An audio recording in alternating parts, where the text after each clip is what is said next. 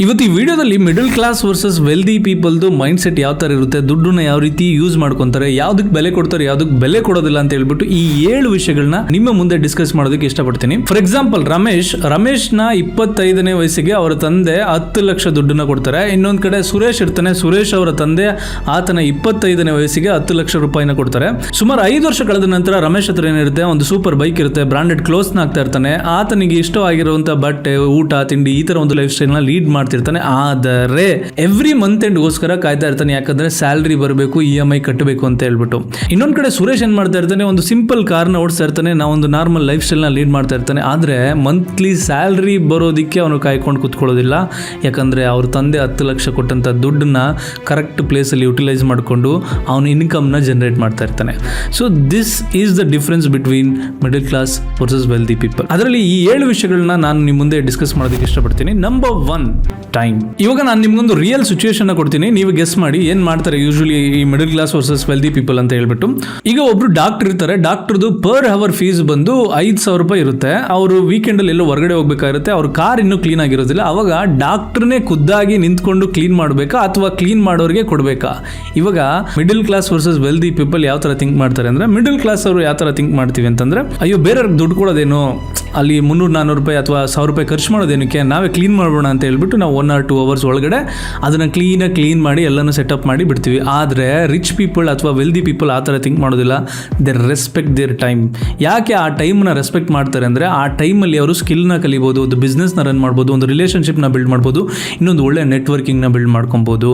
ಅಂದರೆ ಇಲ್ಲಿ 1,000 ರೂಪಾಯಿ ಬಗ್ಗೆ ಯೋಚನೆ ಮಾಡ್ದೇನೆ ನೆಕ್ಸ್ಟು 10,000 20,000ನ ದುಡಿಯೋ ಲೆವೆಲ್ಗೆ ಒಂದು ಮೈಂಡ್ ಸೆಟ್ ಆ ಟೈಮ್ನ ಯುಟಿಲೈಸ್ ಮಾಡ್ಕೊತಾರೆ. ಅನದರ್ ಎಕ್ಸಾಂಪಲ್ ಏನಂದ್ರೆ, ಒಂದು ಸಣ್ಣ ಬಿಸ್ನೆಸ್ ಓನರ್ ಇರ್ತಾನೆ, 10 ಗಂಟೆಗೆ ಮೀಟಿಂಗ್ ಇರುತ್ತೆ, 8 ಗಂಟೆಗೆ ಆಫೀಸ್ ಹೋಗ್ತಾನೆ. ಆಫೀಸ್ ನೋಡಿದ್ರೆ ಕ್ಲೀನ್ ಆಗಿರೋದಿಲ್ಲ. ಅವನು ಕ್ಲೀನ್ ಮಾಡೋದಕ್ಕೆ ಒಬ್ಬರನ್ನ ಹೈರ್ ಮಾಡ್ಬೋದು, 500 ರೂಪಾಯಿ ಖರ್ಚು ಮಾಡ್ಬೋದು. ಆದರೆ ಆ 500 ರೂಪಾಯಿನ ಏನಕ್ಕೆ ಖರ್ಚು ಮಾಡಬೇಕು ಅಂತ ಹೇಳ್ಬಿಟ್ಟು, ನಾನೇ ಮಾಡೋಣ ಅಂತ ಹೇಳ್ಬಿಟ್ಟು ಕ್ಲೀನ್ ಮಾಡೋಕ್ಕೆ ಇಟ್ಕೊತಾನೆ.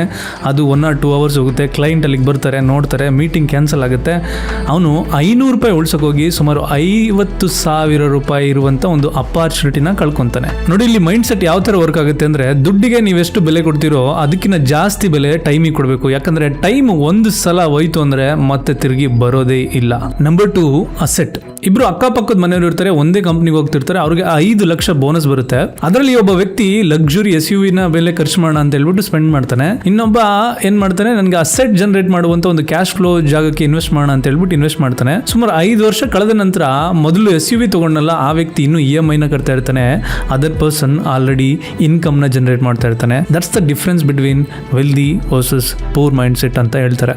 ನೋಡಿ ಇದೇ ಡಿಫರೆನ್ಸ್. ಮಿಡಲ್ ಕ್ಲಾಸ್ ಅಲ್ಲಿ ನಾನು ಏನನ್ನ ಪರ್ಚೇಸ್ ಮಾಡೋಣ ಅಂತ ಯೋಚನೆ ಮಾಡ್ತಾರೆ, ಅದೇ ವೆಲ್ದಿ ಪೀಪಲ್ ನಾನು ಏನನ್ನ ಪರ್ಚೇಸ್ ಮಾಡಿದ್ರೆ ನನಗೆ ದುಡ್ಡು ಬರುತ್ತೆ ಅನ್ನೋದ್ರ ಬಗ್ಗೆ ಥಿಂಕ್ ಮಾಡ್ತಾರೆ. Number 3, protecting wealth. ನಾವುಗಳೆಲ್ಲ ಕಷ್ಟಪಟ್ಟು ವರ್ಷಗಳ ಕಾಲ ದುಡಿತೀವಿ, ಆ ದುಡ್ಡನ್ನ ಸೇವ್ ಮಾಡ್ತೀವಿ, ಆಸ್ತಿನ ಸಂಪಾದನೆ ಮಾಡ್ತೀವಿ, ಮತ್ತೊಂದನ್ನ ಸಂಪಾದನೆ ಮಾಡ್ತೀವಿ. ಆಲ್ ಆಫ್ ಅ ಸಡನ್ ಏನಾದ್ರೂ ಒಂದು ಮೆಡಿಕಲ್ ಎಮರ್ಜೆನ್ಸಿ, ಏನಾದ್ರೂ ಒಂದು ಇಶ್ಯೂ ಆಯ್ತು ಅಂದ್ರೆ ದುಡ್ದಿರೋ ದುಡ್ಡೆಲ್ಲ ಅಲ್ಲಿಗೆ ಹೋಗ್ಬಿಡುತ್ತೆ and family will be under financial risk. But wealthy people protect it well. ಯಾಕಂದ್ರೆ ದುಡ್ಡನ್ನ ದುಡಿಯೋದು ಹಾಫ್ ಆಫ್ ದ ಗೇಮ್, ಆದ್ರೆ ಅದನ್ನ ಪ್ರೊಟೆಕ್ಟ್ ಮಾಡ್ಕೊಳ್ಳೋದು second half of the game ಆಗಿರುತ್ತೆ. Let's start with the term insurance, the most important protection that you can have for your family. Some uncertain situation ಇಂದ ಫ್ಯಾಮಿಲಿನಲ್ಲಿ main person ಯಾರಿರ್ತಾರೆ ಅವ್ರಿಗೆ ಏನಾದರೂ ಆಯಿತು ಅಂದರೆ ಫ್ಯಾಮಿಲಿ ಅಂಡರ್ ಫಿನಾನ್ಷಿಯಲ್ ಸ್ಟ್ರೆಸ್, ಆ challenge ಆಗಬಾರ್ದು, financial ಪ್ರಾಬ್ಲಮ್ಗೆ family ಹೋಗಬಾರ್ದು ಅಂದರೆ financial protection especially term insurance ಅನ್ನೋದು ಫ್ಯಾಮಿಲಿನ ಆ ಒಂದು ಪ್ರೊಟೆಕ್ಟಿವ್ ಝೋನಲ್ಲಿ ಇಡುವಂಥ ಚಾನ್ಸಸ್ ಜಾಸ್ತಿ ಇದೆ. ಅದಷ್ಟೇ ಅಲ್ಲ, ಇತ್ತೀಚಿನ ದಿನಗಳಲ್ಲಿ ಹೆಲ್ತ್ ಕೇರ್ ಕಾಸ್ಟ್ ಕೂಡ ರೈಸ್ ಆಗ್ತಿದೆ. Just one major hospital bill can wipe out years of saving. That's why health insurance is also as important as term insurance. ಬೇರೆ ಇನ್ನೊಂದು ವಿಷಯ ತುಂಬಾ ಜನ ವರಿ ಮಾಡ್ಕೊಳ್ಳೋದೇನಂದ್ರೆ, ಡೇ 1 ಇಂದಾನೆ ಕವರೇಜ್ ಆಗುತ್ತಾ ಇಲ್ವಾ ಅಂತ ಹೇಳ್ಬಿಟ್ಟು. ಸುಮಾರು ಇನ್ಶೂರೆನ್ಸ್ ಪ್ಲಾನ್ಸ್ ಗಳು ಇವಾಗ ಡೇ 1 ಇಂದಾನೆ ಕವರ್ ಆಗುತ್ತೆ for conditions like hernia, cataract and even pre existing illness such as BP and asthma depending on the plan. ಇದರಲ್ಲಿ ಡೆಡಿಕೇಟೆಡ್ ಹೆಲ್ತ್ ಮ್ಯಾನೇಜರ್ಸ್ ಗಳು ಇರ್ತಾರೆ. ಅವರು ನಿಮಗೆ ಪೇಪರ್ ವರ್ಕ್ ಆಗಿರ್ಬೋದು, ಸೆಟಲ್ಮೆಂಟ್ ರಿಲೇಟೆಡ್ ಆಗಿರ್ಬೋದು, ಯಾವ್ದಾದ್ರು ಬಿಲ್ ರಿಲೇಟೆಡ್ ಆಗಿರ್ಬೋದು ಸಪೋರ್ಟ್ ಮಾಡ್ತಾರೆ. ಕೆಲವು health insurance plans hospital consumables ತರ ಇದೆಯಲ್ಲ, ಸಿರಿಂಜು, ಗ್ಲೌಸು, PPE ಕಿಟ್ಟು, ಈ ತರ ಬೇಸಿಕ್ ಎಸೆನ್ಷಿಯಲ್ ಏನೇನಿದೆ ಅದನ್ನು ಕೂಡ ಕವರ್ ಮಾಡುತ್ತೆ. ಬೆಸ್ಟ್ ಪಾರ್ಟ್ ಏನಂದ್ರೆ, both health and term insurance starts from 400 to 500 rupees and covers up to lakhs and some plans covers up to crores. To make it easier, I've shared the link in the description. You can compare the plans from the trusted insurance partners and choose the best one for you. And eligible customers get up to 15% online discount ide for term insurance, up to 25% online discount ide for health insurance. Do check now. Coming back to the story, point number 4, networking. Steve Jobs Apple ನ ಈ ಲೆವೆಲ್ಗೆ ತಗೊಂಡ್ಬರೋದಕ್ಕೆ one of the other reason ಅಂದ್ರೆ home brew computer lab ಅಂತ ಹೇಳ್ಬಿಟ್ಟು ಅದ್ರೊಳಗಡೆ ಇರುವಂತ high ಅಂದ್ರೆ ಟಾಪ್ ಲೆವೆಲ್ ಮೈಂಡ್ಸ್ ಗಳನ್ನ ಮೀಟ್ ಮಾಡಿ ಅವ್ರ ಜೊತೆಗೆ ನೆಟ್ವರ್ಕಿಂಗ್ ಮಾಡ್ಕೊಂಡಿದ್ದು. ನಾವುಗಳೆಲ್ಲ ಇಗ್ನೋರ್ ಮಾಡ್ಬಿಡ್ತೀವಿ, ಒಬ್ಬರ ಜೊತೆಗೆ ನೆಟ್ವರ್ಕಿಂಗ್ ಮಾಡ್ಕೊಂಡ್ರೆ ನನ್ಗೇನ್ ಸಿಗುತ್ತೆ, ನನ್ಗೇನ್ ಲಾಭ ಆಗುತ್ತೆ ಅಂತ ಕೂಡ ಯೋಚನೆ ಮಾಡ್ದೇನೆ. But networking matters a lot. ಯಾಕಂದ್ರೆ ಅವ್ರಿಗೆ ಗೊತ್ತಿರುವಂತ ಎಷ್ಟೋ ವಿಷಯಗಳು, ಅವ್ರಿಗೆ ಗೊತ್ತಿರುವಂತ ಎಷ್ಟೋ ಫ್ರೆಂಡ್ ಸರ್ಕಲ್ಗಳು ನಮಗೆ ಕನೆಕ್ಟ್ ಆಗುವಂತ, ನಮ್ಮ ಬಿಸ್ನೆಸ್ ಅಥವಾ ನಾವೇನಾದ್ರೂ ಮಾಡೋದಕ್ಕೆ ಕನೆಕ್ಟ್ ಆಗುವಂತ ತುಂಬಾ ಚಾನ್ಸಸ್ಗಳು ಜಾಸ್ತಿ. ಸೊ ಅದಕ್ಕೆ ಒಂದು ಕೋಟ್ ಇದೆ, your network shows your net worth ಅಂತ ಹೇಳ್ಬಿಟ್ಟು. ನೀವು ಸುರರಾಯಿ ಪೋಟ್ರು ಅನ್ನುವಂತ ಒಂದು ಮೂವಿನ ನೀವು ನೋಡಿರ್ತೀರಾ. ಒಬ್ಬ ವ್ಯಕ್ತಿ ದೊಡ್ಡ ಮನುಷ್ಯನ ಒಂದು ನೆಟ್ವರ್ಕಿಂಗ್ ನ ಬೆಳೆಸ್ಕೊಳ್ಳಿಕ್ಕೆ ಅಂತ ಹೇಳ್ಬಿಟ್ಟು ಟಿಕೆಟ್ ನ ಬುಕ್ ಮಾಡ್ತಾನೆ, ಫ್ಲೈಟ್ ಟಿಕೆಟ್ ನ ಬುಕ್ ಮಾಡಿ ಫ್ಲೈಟ್ ಒಳಗಡೆ ಕೂತ್ಕೊಂಡು ಅಲ್ಲಿ ಒಬ್ಬ ಬಿಸ್ನೆಸ್ ಓನರ್ ನ ಮೀಟ್ ಮಾಡಿ ತನಗೆ ಇನ್ವೆಸ್ಟ್ಮೆಂಟ್ ಬೇಕು ಅಂತ ಹೇಳ್ಬಿಟ್ಟು ಕೇಳ್ಕೊಂತಾನೆ. ಆ ದುಡ್ಡನ್ನ ಅವನು ಖರ್ಚು ಮಾಡಿಲ್ಲ ಅಂದಿದ್ರೆ, ಆ ಇನ್ವೆಸ್ಟ್ಮೆಂಟ್ ನ ಅವನು ತಗೊಳ್ಳಿಲ್ಲ ಅಂದಿದ್ರೆ ಆ ಬಿಸ್ನೆಸ್ ನ ರನ್ ಮಾಡಕ್ ಆಗ್ತಿರಲಿಲ್ಲ. ಆ ಇನ್ವೆಸ್ಟ್ಮೆಂಟ್ ತಗೊಳ್ಬೇಕು ಅಂದ್ರೆ ಆ ನೆಟ್ವರ್ಕಿಂಗ್ ಇಂಪಾರ್ಟೆಂಟ್ ಆಗುತ್ತೆ. ಆ ನೆಟ್ವರ್ಕಿಂಗ್ಗೋಸ್ಕರ ಇವನು ದುಡ್ಡನ್ನ ಟೈಮನ್ನ ಸ್ಪೆಂಡ್ ಮಾಡ್ತಾನೆ. ಸೊ ಆ ಜಾಗದಲ್ಲಿ ಆದಂತ ಆ ಒಂದು ಅವಮಾನನೂ ಕೂಡ ಆ ಬದಲಾವಣೆಗೆ ಕಾರಣ ಆಗುತ್ತೆ. ನೀವು ಯಾರ್ಯಾರು ಸುರರಾಯಿ ಪೋಟ್ರು ಮೂವಿನ ನೋಡಿದಿರಾ ಅವರು ಕಮೆಂಟ್ ಮಾಡಿ. Point number 5, knowledge. ನಾವೆಲ್ಲ ಸ್ಕೂಲ್ಗೆ ಹೋಗ್ತೀವಿ, ಕಾಲೇಜ್ಗೆ ಹೋಗ್ತೀವಿ, ಅದಾದ ನಂತರ ಒಂದು ಜಾಬ್ ಸಿಕ್ಕ ತಕ್ಷಣ ಮುಗಿಸ್ಬಿಡ್ತೀವಿ, ಸಾಕು ಇನ್ನೇನು ಕಲಿಯೋದು ಬೇಡ ಅಂತ ಹೇಳ್ಬಿಟ್ಟು. ಬಟ್ ಸ್ಟಿಲ್ ಈ ಟಾಪ್ ಲೀಡರ್ಸ್ ಇದಾರಲ್ಲ, ಬಿಲ್ ಗೇಟ್ಸ್, ವಾರ್ನ್ ಬಫೆಟ್, ಇವ್ರುಗಳೆಲ್ಲ ವೀಕ್ಲಿ ಇಷ್ಟು ಟೈಮ್ನ ನಾನು ಸ್ಪೆಂಡ್ ಮಾಡ್ತೀನಿ to read the books to gain the knowledge ಅಂತ ಹೇಳ್ಬಿಟ್ಟು ಇವತ್ತಿಗೂ ಸಹ ಅವರು ನಾಲೆಡ್ಜ್ ಮೇಲೆ ಇನ್ವೆಸ್ಟ್ ಮಾಡ್ತಾ ಇದ್ದಾರೆ ತಮ್ಮ ಟೈಮನ್ನ. ನೀವು ಕೇಳ್ಬೋದು ಅದರಿಂದ ಏನು ಹೆಲ್ಪ್ ಆಗುತ್ತೆ ಅಂತ ಹೇಳ್ಬಿಟ್ಟು. ಯಾವಾಗ ನಾಲೆಡ್ಜ್ ಬೆಳೀತಾ ಹೋಗುತ್ತೋ ಅವಾಗ ನಮ್ಮ ಸ್ಕಿಲ್ ಡಬಲ್ ಆಗ್ತಾ ಹೋಗುತ್ತೆ, ಅವಾಗ ನಮ್ಮ ಅರ್ನಿಂಗ್ ಡಬಲ್ ಆಗ್ತಾ ಹೋಗುತ್ತೆ. ಇಬ್ರು ಎಂಪ್ಲಾಯೀಸ್ಗಳು ಒಂದೇ ಕಂಪ್ನಿಯಲ್ಲಿ ಕೆಲಸ ಮಾಡ್ತಿರ್ತಾರೆ, ಇಬ್ರಿಗೂ 40,000 ಸಂಬಳ ಇರುತ್ತೆ. ನೆಕ್ಸ್ಟ್ 3 years ಅಲ್ಲಿ ಒಬ್ಬ ವ್ಯಕ್ತಿ ಅದೇ ಕಂಪ್ನಿಯಲ್ಲಿ ಅದೇ ಕೆಲಸ ಮಾಡ್ತಿರ್ತಾನೆ. ಬಟ್ ಅದೇ ಇನ್ನೊಬ್ಬ ವ್ಯಕ್ತಿ ಪ್ರತಿದಿನ ಏನಾದರೂ ಹೊಸದಾಗಿ ಕಲಿಯೋಣ ಅಂತ ಹೇಳ್ಬಿಟ್ಟು AI ಬಗ್ಗೆ, ಕಮ್ಯುನಿಕೇಶನ್ ಬಗ್ಗೆ, ಸೇಲ್ಸ್ ಬಗ್ಗೆ, ಲೀಡರ್ಶಿಪ್ ಬಗ್ಗೆ, ಹೊಸ ಟೆಕ್ನಾಲಜಿ ಬಗ್ಗೆ ಕಲಿತಾ ಇರ್ತಾನೆ. 3 ವರ್ಷ ಕಳೆದ ನಂತರ ಫಸ್ಟ್ ಎಂಪ್ಲಾಯಿ ಅದೇ ಜಾಗದಲ್ಲಿ 40,000ರಿಂದ 50,000ಕ್ಕೆ ಕಾಲಿಡ್ತಾನೆ. ಆದರೆ ಸೆಕೆಂಡ್ ಎಂಪ್ಲಾಯಿ 40,000ದಿಂದ 1 ಲಕ್ಷಕ್ಕೆ ಜಂಪ್ ಮಾಡ್ತಾನೆ. ಇಲ್ಲಿ ಏನ್ ಚೇಂಜ್ ಆಯ್ತು ಅಂದ್ರೆ ಕಂಪ್ನಿ ಅಷ್ಟೇ ಅಲ್ಲ, ಇಲ್ಲಿ ಚೇಂಜ್ ಆಗಿದ್ದು economy and is value also changed. ಏನಕ್ಕೆ ಇಲ್ಲಿ ಡಿಫ್ರೆನ್ಸ್ ಆಯ್ತು ಅಂದ್ರೆ ಒಬ್ಬ ವ್ಯಕ್ತಿ ನಾಲೆಡ್ಜ್ ಅಂಡ್ ಸ್ಕಿಲ್ ಬಗ್ಗೆ ವರ್ಕ್ ಮಾಡ್ದ, ಇನ್ನೊಬ್ಬ ವ್ಯಕ್ತಿ ಇರೋದ್ರಲ್ಲೇ ಸಾಕು ಅಂತ ಹೇಳ್ಬಿಟ್ಟು ಶಟಲ್ ಮೈಂಡ್ ಸೆಟ್ ಅಲ್ಲಿ ಇದ್ದ. That's the difference between wealthy and poor mind set. Point number 6, health.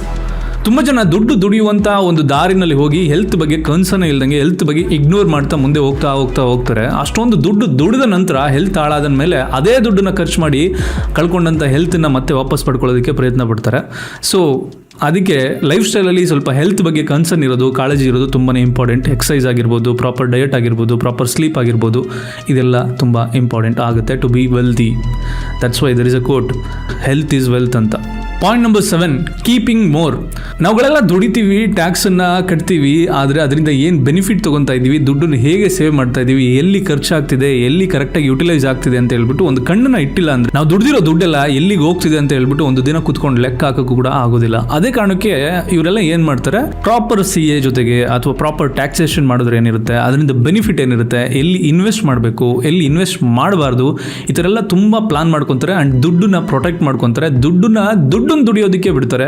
That is the reason wealthy people are becoming wealthy and the poor people are becoming poor. So coming to the conclusion part, ನಿಮ್ಗಳಿಗೆ ಒಂದು ಪ್ರಶ್ನೆ. ನೀವು last 5 purchase ಅಲ್ಲಿ ನೀವು spend ಮಾಡಿರುವಂಥ biggest amount, ಅಂದರೆ like ಸಣ್ಣ ಪುಟ್ಟದ purchase ಮಾಡಿರೋದಲ್ಲ, ಒಂದು ಬಿಗ್ಗೆಸ್ಟ್ ಅಮೌಂಟಲ್ಲಿ ನೀವೇನು ಪರ್ಚೇಸ್ ಮಾಡಿದ್ದೀರಾ ಅದು ನಿಜವಾಗ್ಲೂ ನಿಮಗೆ ಇನ್ಕಮ್ನ ಜನರೇಟ್ ಮಾಡುವಂಥ ಇನ್ವೆಸ್ಟ್ಮೆಂಟಾ ಅಥವಾ it's in another life style add ಆನ? ಕಮೆಂಟ್ ಮಾಡಿ, let's see. To make it easier, I've shared the link in the description. You can compare the plans from the trusted insurance partners and choose the best one for you. So ನಿಮ್ಗಳಿಗೆ ಯಾರಾದರೂ 10 ಕೋಟಿ ಕೊಟ್ಟರೆ ಏನು ಮಾಡ್ತೀರಾ ಅದನ್ನು comment ಮಾಡಿ.